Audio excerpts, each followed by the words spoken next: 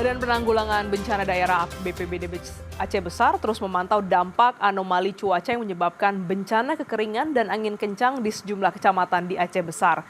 Selain menyiapkan personil dan peralatan, BPBD Aceh Besar juga membuka posko siaga darurat bencana hidrometeorologi. Data dari Pusdalops BPBD Aceh Besar, ada 19 kecamatan yang mengalami dampak kekeringan dan angin kencang.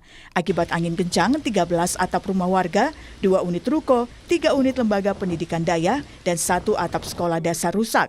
Tak hanya itu, angin kencang juga menumbangkan 15 pohon besar, terutama di wilayah Ingin Jaya dan Belang Bintang.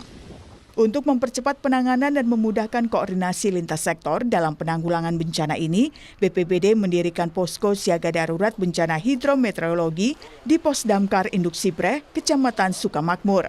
Warga juga bisa melaporkan setiap peristiwa alam agar cepat ditindaklanjuti petugas. Kondisi cuaca di Aceh Besar saat ini sedang dilanda kemarau atau kekeringan, yang mana telah berdampak pada 19 kecamatan yang tersebar di Aceh Besar, itu yang terdampak dengan kekeringan, lahan pertanian atau sawah masyarakat yang mengering. Juga yang mana di Kabupaten Aceh Besar dalam beberapa hari ini terjadi perubahan atau anomali cuaca yang sangat signifikan. Itu dalam waktu seketika dan tiba-tiba terjadi angin kencang, sehingga juga telah terdampak pada 13 unit rumah masyarakat. BPBD Aceh Besar juga mengaktifasi 10 pos mulai dari Kecamatan Long yang ada di wilayah barat Aceh Besar hingga ke Kecamatan Lembah Saulawah di bagian timur Aceh Besar. Agar dampak dari anomali cuaca ini bisa ditangani dengan cepat, termasuk pantauan kebakaran hutan dan lahan yang juga kerap terjadi saat musim kemarau di Aceh Besar. Mustajab, Kompas TV, Aceh Besar, Aceh.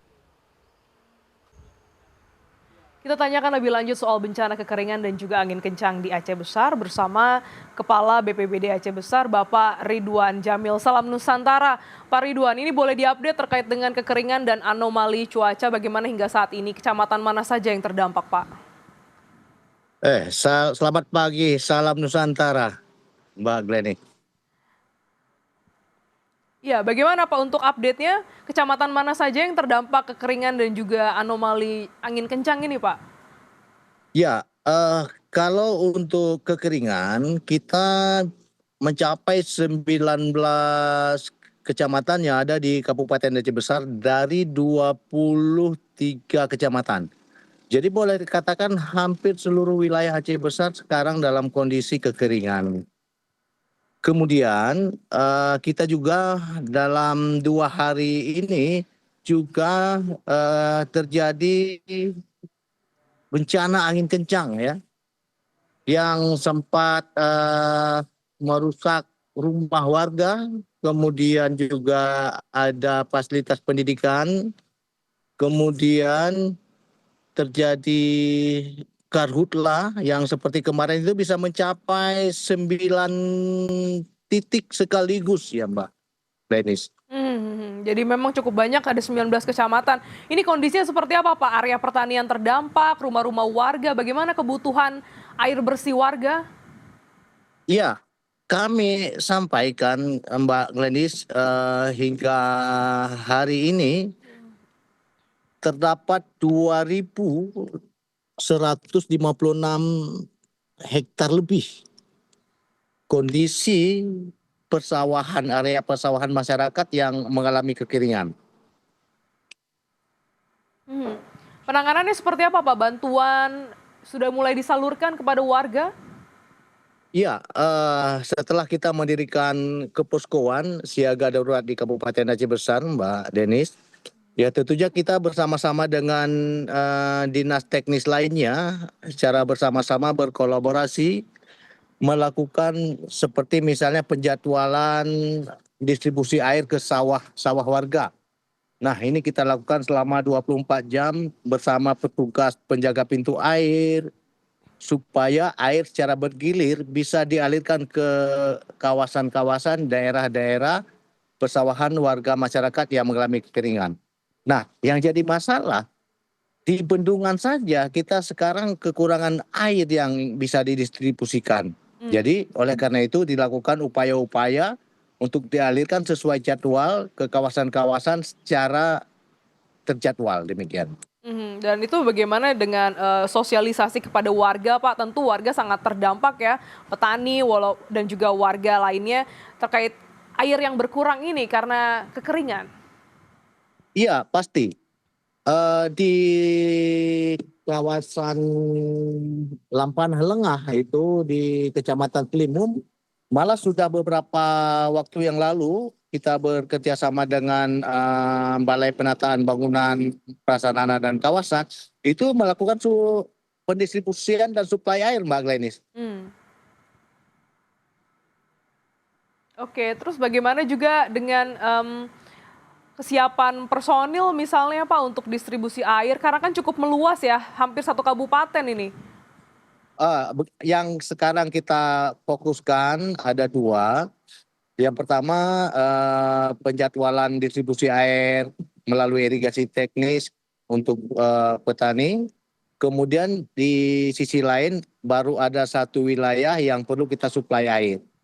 Namun kita sudah menyiagakan semua personil dan peralatan untuk mengantisipasi manakala kondisi ini terus menjadi parah, tentunya kita sudah melakukan atau menyiapkan upaya-upaya untuk mengantisipasinya, Mbak.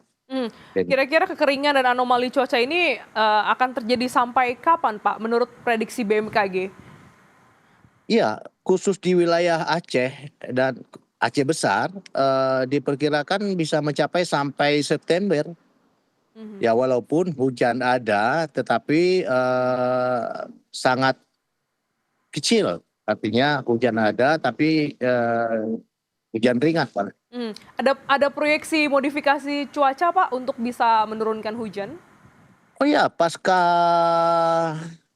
ditetapkan siaga darurat kekeringan di Aceh Besar, kita juga sudah berkoordinasi dan bersurat ke BNPB untuk kemungkinan dilakukannya modifikasi cuaca atau OMC di wilayah Aceh atau Aceh Besar sendiri.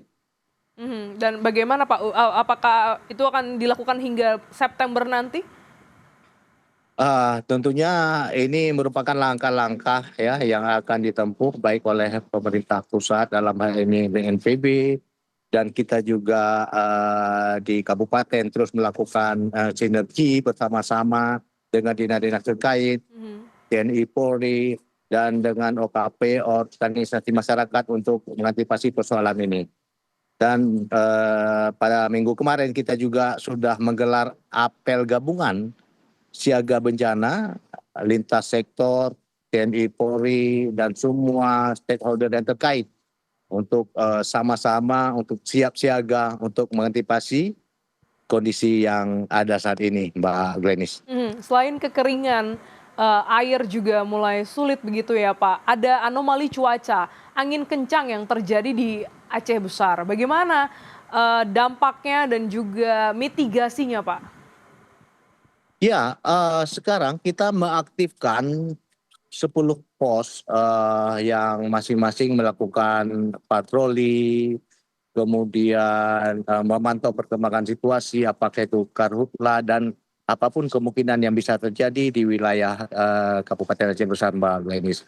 Seperti kita ketahui kemarin saat terjadi angin kencang, itu 13 rumah sempat atapnya terbawa angin, kemudian ada 2 ruko, kemudian ada 3 dayah atau pesantren juga tertimpa musibah angin kencang, kemudian ada 1 sekolah, dan ada 15 titik lokasi kejadian karhutla.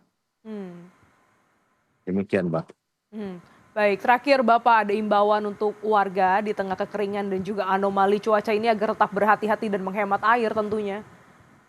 Ya, tentunya kita mengajak warga masyarakat untuk yang pertama siap menghadapi manakala terjadi kondisi cuaca yang ekstrim ini, ya dengan memperhatikan ya kondisi cuaca di wilayah kita masing-masing, kemudian juga menghemat air, terutama air konsumsi, dan pemerintah daerah melalui posko siaga darurat bencana ini bersama-sama dengan dinas teknis, semua yang terkait TNI Polri bersatu padu untuk melakukan langkah-langkah dan upaya-upaya ya, untuk dapat menangani kondisi ini bersama-sama. Demikian, Mbak.